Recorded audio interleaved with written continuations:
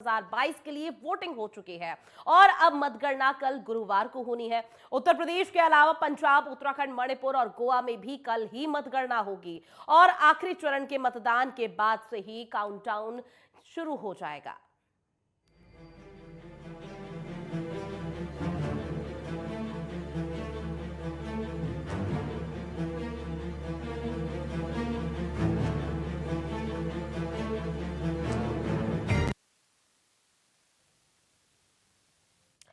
Counting का countdown, जी हां, 5 राज्यों में करीब 1 महीने से जारी चुनाव शोर अब थम चुका है और विधानसभा चुनाव 2022 की मतगणना कल होनी है, जहां उत्तर प्रदेश और पंजाब समेत 5 राज्यों के विधानसभा चुनावों की 10 मार्च को होने वाली मतगणना से पहले राजनीतिक पार्टियां लड्डू के ऑर्डर भी दे रही हैं।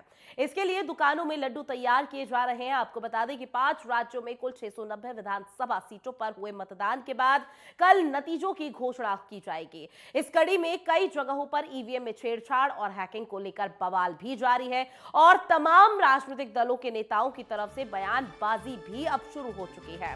बता दें कि कल सुबह 8 बजे से मतगणना शुरू होगी, जहां रुझान भी आने शुरू हो जाएंगे और इसी क्रम में मतगणना को लेकर सभी पार्टियों ने अपनी अपनी तैयारी भी कर ली है। वहीं मतदान समाप्त होने के बाद आए कई एजेंसियों के एग्जिट पोल से तमाम राजनीतिक दलों में हलचल मची हुई है।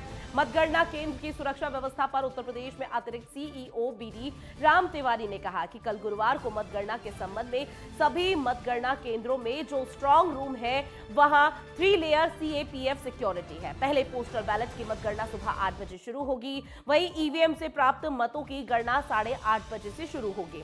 उन्होंने आगे बताया कि पोस्टल बैलेट की गिनती समाप्त होने के बाद ईवीएम के अंतिम राउंड में मतों की गिनती की जाएगी और विजयी उम्मीदवार की घोषणा भी की जाएगी। तो काउंटिंग का जो काउंटडाउन है वो जारी हो जाएगा कल, जहां विधानसभा चुनाव 2022 की मतगणना कल होनी है। ऐसे में 5 राज्यों में चुनाव हुए थे, जिसको लेकर अब क्या कुछ परिणाम सामने आता है वो देखना काफी महत्वपूर्ण होगा। तो सियासी नेताओं की तरफ से बयानबाजी का दौर जारी है। ऐसे में आज जिस तरह से अभी 5 राज्यों में मतदान हुए उसको लेकर अब मतगणना कल शुरू होगी और सुबह 8 बजे से काउंटिंग का जो काउंटडाउन रहेगा वो शुरू हो जाएगा, जिसके बाद दूसरा फेज यहां 8:30 बजे निर्धारित किया गया है। ऐसे में अब बयानबाजी का दौर शुरू हो गया है। आरोप प्रत्यारोप एक दूसरी पार्टी पर लगाए जा रहे हैं। इसके साथ ही अब खुशी किस तरह से जाहिर करनी है इस पर भी हर राजनीतिक दल का फोकस है और शायद यही वजह है कि अब लड्डू या मिठाई का ऑर्डर भी राजनीतिक दलों की तरफ से दिया जा रहा है। हालांकि तमाम बड़े दावेवादों के साथ साथ यहां यह दावा भी किया जा रहा है कि आने वाले समय में हमारी ही सरकार बनती हुई नजर आएगी, लेकिन यह देखना महत्वपूर्ण होगा कि अब किस तरह से सामने आता है।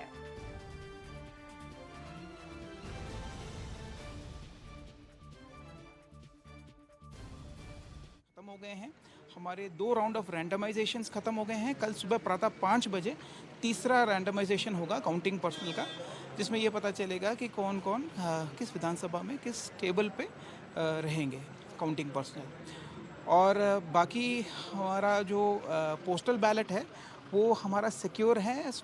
हमारा जो ट्रेजरी ऑफिस है वहाँ सेंट्रलाइज्ड कलेक्शन सिस्टम है और वहीं पे हम लोगों ने अभी पोस्टल बैलेट्स रखे हैं और जो ट्रांसपोर्टेशन होगा पोस्टल बैलेट्स का ट्रेजरी से स्ट्रांग रूम तक वो कड़ी सुरक्षा के मद्देनजर हम लोग ट्रांसपोर्टेशन कराएंगे। सर, क्योंकि गाइडलाइन कोविड की भी है, कुछ पाबंदियां भी लगाई गई हैं जुलूस वगैरह में, तो ये सब किस तरह से? देखिए, इलेक्शन कमीशन ऑफ इंडिया के इंस्ट्रक्शंस के अनुसार जो काउंटिंग एजेंट्स जो होंगे, जो पॉलिटिकल पार्टीज़ के होंगे, उनके लिए अनिवार्य ये होगा कि वो 48 आवर्स पहले आरटी-पीसीआर या रैट टेस्ट अपना करवा लें, या उनका अगर डबल वैक्सीनेशन का सर्टिफिकेट है तो वो भी जो है पर्याप्त होगा। बाकी जो भी यहाँ पे आएंगे उनकी स्क्रीनिंग होगी, चाहे वो हमारे काउंटिंग पर्सनल हो या एजेंट्स हो, उन सब की स्क्रीनिंग होगी। थर्मल स्कैनर्स यहाँ पे रखे जाएंगे और पर्याप्त मात्रा में हम लोग मास्क भी रखें। विजय जुलूस को लेकर सर कोई गाइडलाइन? कौन सी? विजय जुलूस के संबंध में इलेक्शन कमीशन ऑफ इंडिया के बहुत क्लियर कट गाइडलाइंस हैं कि कोई विजय जुलूस नहीं होगा। विधानसभा वार के अनुसार कितने टेबल लगेंगी और कितने ड्यूटी लगी है? देखिए, प्रत्येक विधानसभा में लगभग 14 ईवीएम टेबल्स होंगे और बाकी पोस्टल बैलेट्स के भी टेबल्स हैं अलग से, और जो electronically transferred postal ballot system है उसके लिए भी टेबल्स अलग हैं। इसमें लगभग टोटली ज़िले में सभी 10 विधानसभाओं में लगभग 45 ईटीपीबीएस टेबल्स होंगे और 46 हमारे पोस्टल बैलेट के टेबल्स होंगे। ठीक है, थैंक यू। उत्तराखंड से डीएम को हम सुन रहे थे, जहां डीएम का साफ तौर पर कहना है कि किस तरह से यहां पर सुरक्षा के लिहाज से पुख्ता इंतजाम स्ट्रांग रूम के बाहर किए गए हैं। इसके साथ ही सबसे पहले जो पोस्टल बैलेट की मतगणना होगी उसको लेकर भी यहां पर तैयारी पूरी की जा रही है। प्रशासनिक अमला कितना और किस विधानसभा क्षेत्र में तैनात होगा उसको लेकर भी अपनी बात यहां पर रखी। साथ ही ये भी बताने की कोशिश की कि कल पॉलिटिकल पार्टीज जब स्ट्रांग रूम के बाहर होंगी तो कोविड गाइडलाइन का पालन करना बेहद अनिवार्य होगा और ऐसे में तमाम तरह की जो रणनीति है वहां ये बनाते हुए नजर आएंगे। साथ ही पोस्टल बैलेट को लेकर, ईवीएम को लेकर और किसी भी तरह की कोई गड़बड़ी ना हो या कोई हताहत की जो भी स्थिति है वो सामने ना आए, उसको लेकर पूरी तरह से इंतजाम किए जा रहे हैं। उसको लेकर डीएम ने यहां पर बात रखी और साथ ही ये भी बताया कि किस तरह से प्रशासनिक अमले को यहां पर पूरी तरह से सख्ती से पालन किया जाएगा।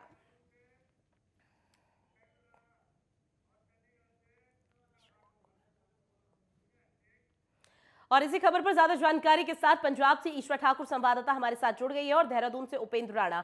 उपेंद्र, सबसे पहले देहरादून का उत्तराखंड का रुख करेंगे कि उत्तराखंड में किस तरह की तस्वीरें स्ट्रांग रूम के बाहर सामने आ रही है, किस तरह के इंतजाम किए गए हैं?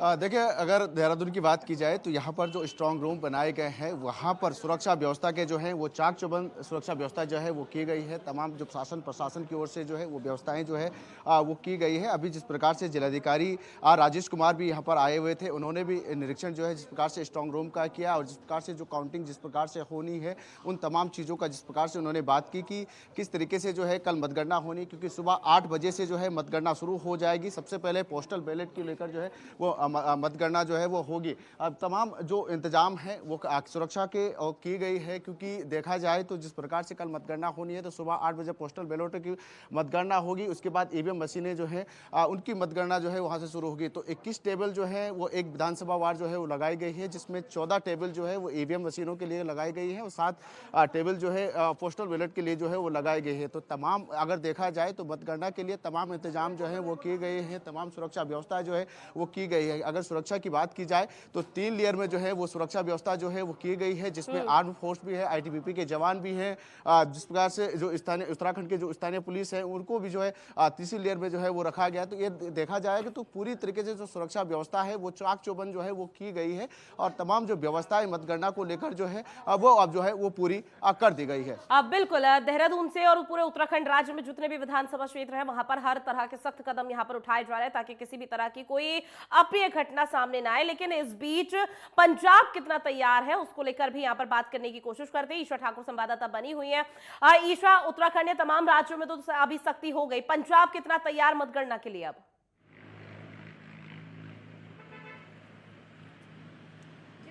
देखिए, अगर पंजाब की बात करें, बॉर्डर स्टेट है, बॉर्डर स्टेट होने के चलते जो पंजाब है उसे सेंसिटिव स्टेट माना जाता है।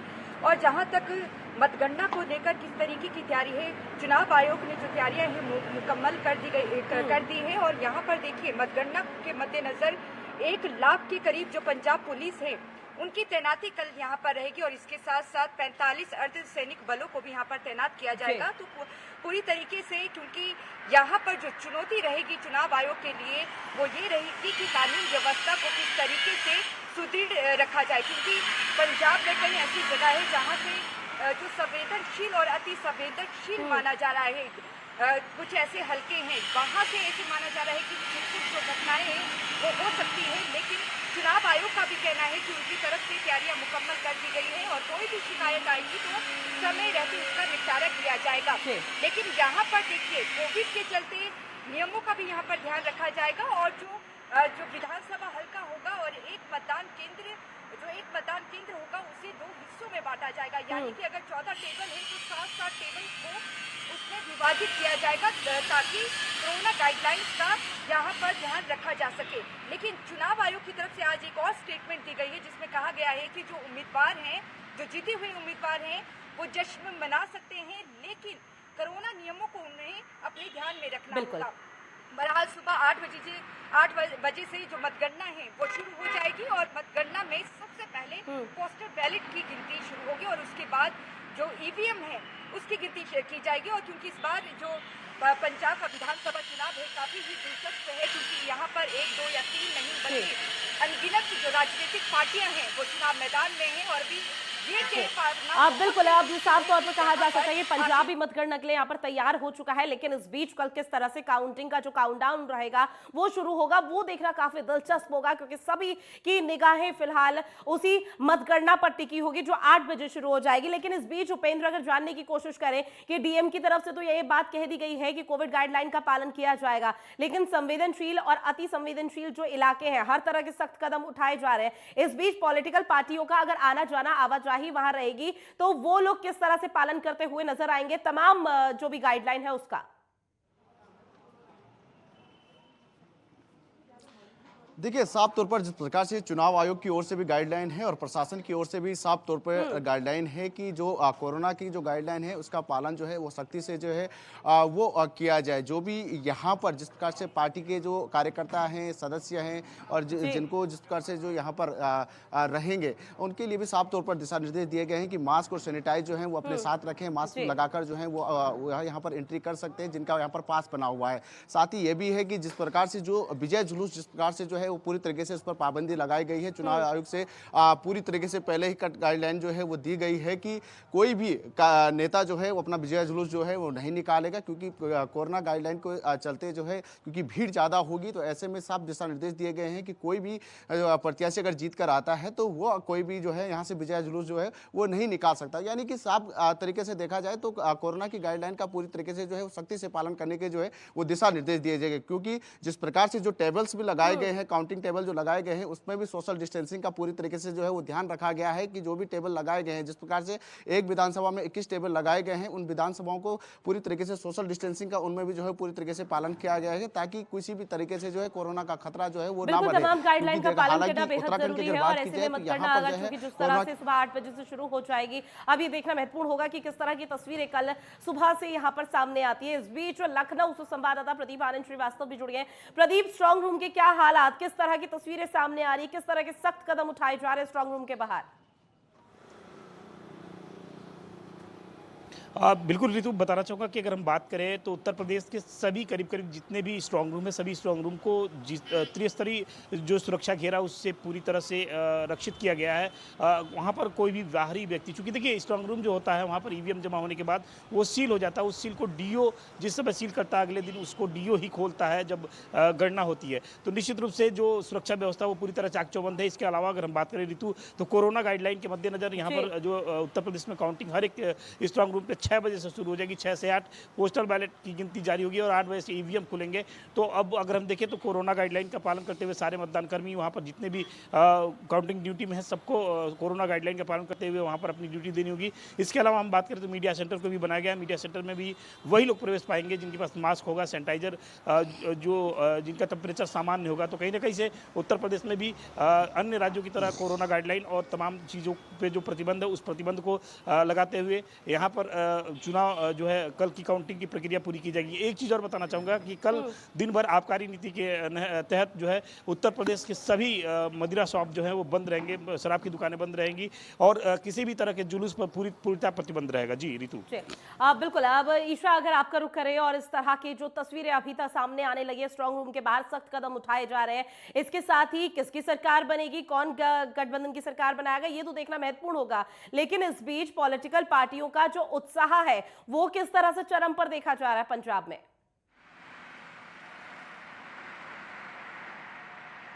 देखिए, पंजाब की जो राजनीति है इस बार बड़ी ही दिलचस्प है ऋतु, क्योंकि इस बार कई जो राजनीतिक पार्टियां हैं चुनाव मैदान में हैं। शिरोमणि अकाली दल का बसपा के साथ गठबंधन है। बीजेपी की अगर बात करें, एक बड़ी भूमिका यहाँ पर निभाते हुए कहीं ना कहीं नजर आ रही है। बीजेपी का गठबंधन पंजाब लोक कांग्रेस और शिरोमणि अकाली दल संयुक्त के साथ है और किसान जथेबंदियां भी चुनाव मैदान में है, कांग्रेस और आम आदमी पार्टी भी। तो ऐसे में अगर पंजाब की बात करें तो यहाँ पर कहीं ना कहीं ये कोशिश की जा रही है कि किस तरीके से अगर पूर्ण बहुमत किसी भी पार्टी को नहीं आता है तो किस तरीके से गठजोड़ किया जाए।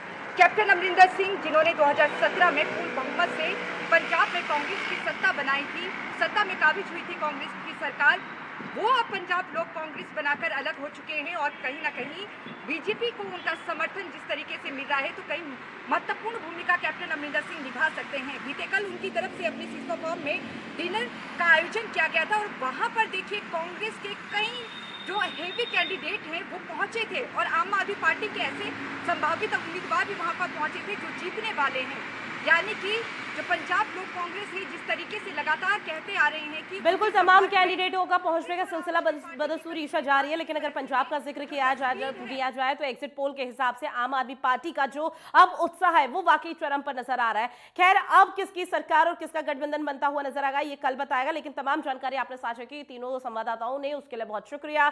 तो स्ट्रांग रूम के बाहर कई तरह के एहतियाती कदम उठाए जा रहे हैं ताकि किसी भी तरह की अप्रिय घटना सामने ना आए, लेकिन इस बीच कोविड गाइडलाइन का पालन करना बेहद जरूरी है। अब कल का इंतजार हर किसी को है, हर किसी की निगाहें सिर्फ 10 मार्च की जो काउंटिंग का जो काउंटडाउन शुरू होगा उसी पर टिकी हुई है। आगे क्या तस्वीरें आएगी वो भी नेटवर्क 10 आपसे साझा करता हुआ नजर आएगा। फिलहाल रुकेंगे एक छोटे से ब्रेक के लिए, जल्द हाजिर होंगे।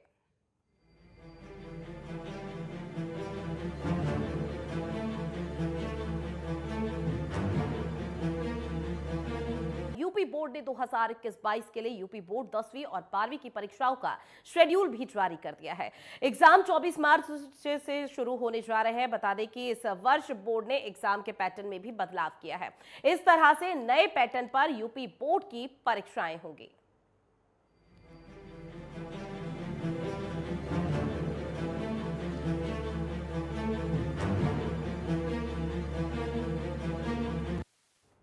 तो परीक्षा का नया पैटर्न कैसा होगा उसके बारे में आपको बता दें, जहां उत्तर प्रदेश माध्यमिक शिक्षा परिषद ने सत्र 2021 और 22 के लिए यूपी बोर्ड 10वीं और 12वीं की परीक्षाओं का शेड्यूल जारी कर दिया है। बता दें कि परीक्षाएं 24 मार्च से शुरू होने जा रही है, जहां 10वीं की परीक्षाएं 12 अप्रैल को खत्म होंगी, जबकि 12वीं की परीक्षाएं 20 अप्रैल को खत्म होंगी।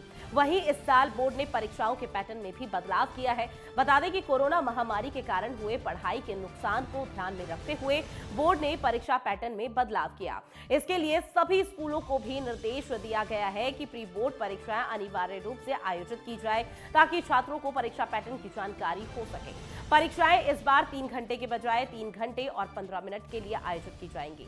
साथ ही अतिरिक्त 15 मिनट परीक्षा से पहले क्वेश्चन पेपर पढ़ने के लिए दिए जाएंगे, जहां यूपी बोर्ड के नए पैटर्न के मुताबिक परीक्षाएं 50-20-30 के फॉर्मेट पर आधारित होंगी। इस बार 100 की जगह केवल 70 नंबर की परीक्षाएं होंगी। लिखित परीक्षा 50 नंबर की होगी, 20 नंबर के एमसीक्यू होंगे और बाकी 30 नंबर इंटरनल असेसमेंट के होंगे। 50 नंबर की लिखित परीक्षा में अति लघु और दीर्घ उत्तरीय प्रश्न होंगे, जहां एमसीक्यू परीक्षा ओएमआर शीट पर ली जाएगी। साथ ही यूपी बोर्ड ने आधिकारिक वेबसाइट पर 10वीं और 12वीं के मॉडल पेपर्स भी जारी किए हैं, जिससे छात्र मॉडल पेपर्स की मदद से परीक्षा पैटर्न की पूरी जानकारी ले सकते हैं और सभी स्कूल बोर्ड पैटर्न पर ही प्री बोर्ड परीक्षाएं आयोजित करेंगे।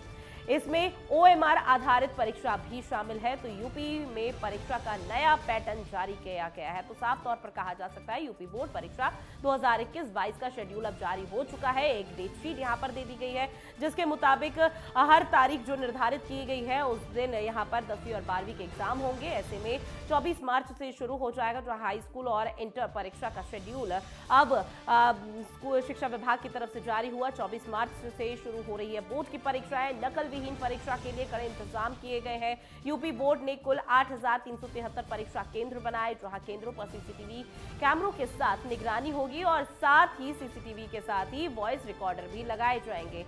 बोर्ड परीक्षा में कुल 51.92 लाख परीक्षार्थी शामिल होंगे। हाई स्कूल में 27,81,654 परीक्षार्थी हिस्सा लेंगे, तो वहीं इंटरमीडिएट में 24,11,035 परीक्षार्थी परीक्षा देंगे, जिसको लेकर तैयारी अब धरातल पर की जा रही है। हाई स्कूल का परीक्षा का जो शेड्यूल है वो कुछ इस तरह है, जहां हिंदी प्रारंभिक हिंदी 24 मार्च को निर्धारित किया गया, गृह विज्ञान 26 मार्च, पेंटिंग कला 28 मार्च, कंप्यूटर 30 मार्च, अंग्रेजी 1 अप्रैल, सामाजिक विज्ञान 4 अप्रैल, विज्ञान 6 अप्रैल, संस्कृत 8 अप्रैल और 11 अप्रैल को होगी गणित की परीक्षा। साथ ही अगर इंटरमीडिएट का जो परीक्षा का शेड्यूल है उसको आपके सामने साझा करें तो हिंदी सामान्य हिंदी 24 मार्च, भूगोल 26 मार्च, गृह विज्ञान 28 मार्च, पेंटिंग कला 30 मार्च, अर्थशास्त्र 1 अप्रैल, कंप्यूटर 4 अप्रैल, अंग्रेजी 6 अप्रैल को निर्धारित की गई है।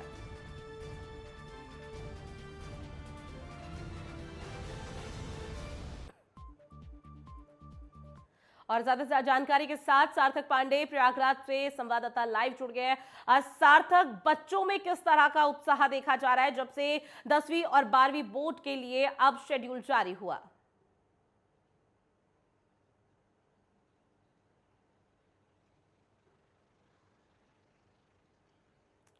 देखा जा रहा है क्योंकि कोरोना के चलते जो विद्यार्थी हैं वो ढंग से पढ़ नहीं पाए, वो ढंग से क्लास नहीं अटेंड कर पाए।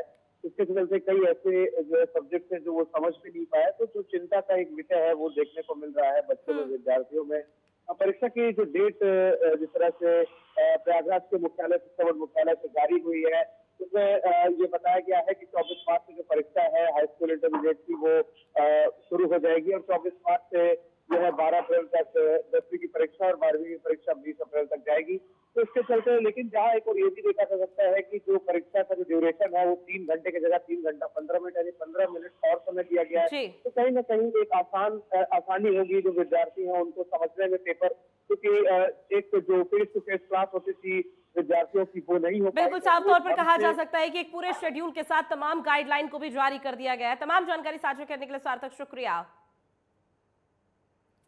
अब बात करेंगे छत्तीसगढ़ की, जहां छत्तीसगढ़ की भूपेश बघेल सरकार ने बुधवार को अपना चौथा बजट पेश किया है। गोबर से बना सूटकेस लेकर सीएम भूपेश बघेल विधानसभा पहुंचे, जिस पर गोमय वस्ते लक्ष्मी लिखा हुआ था।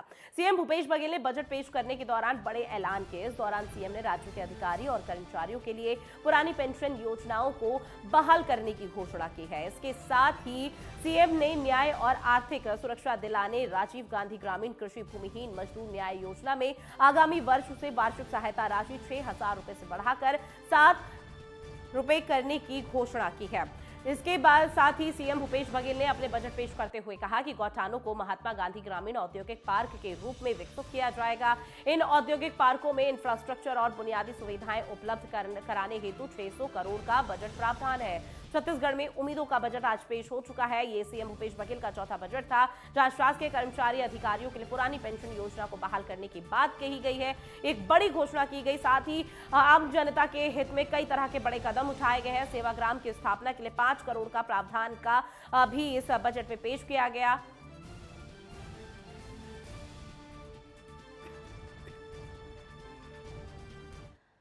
और अपने चौथे बजट को लेकर जब पेश किया उस दौरान सीएम भूपेश बघेल ने क्या कहा वो आपको सुनवा देते हैं।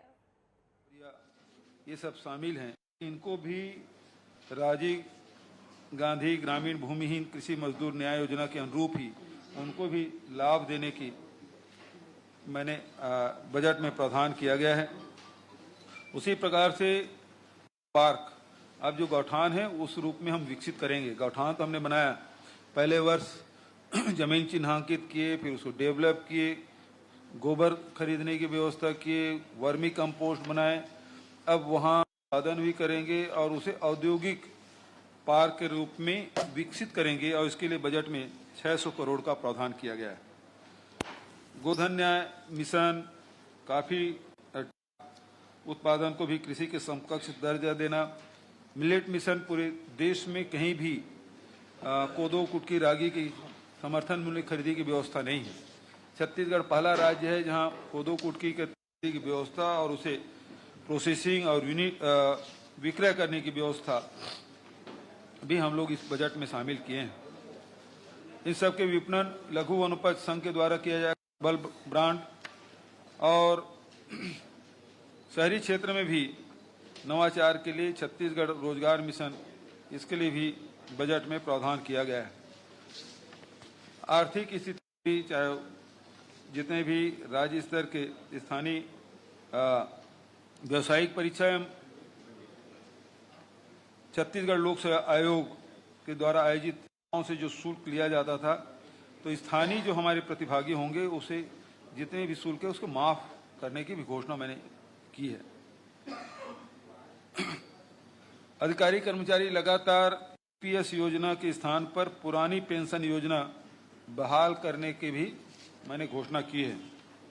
उसी प्रकार से हमारे जो शासकीय अधिवक्ता हैं, वकील हैं, उनके भी घोषणा की है। इस प्रकार से आप देखेंगे कि जो बजट है उसमें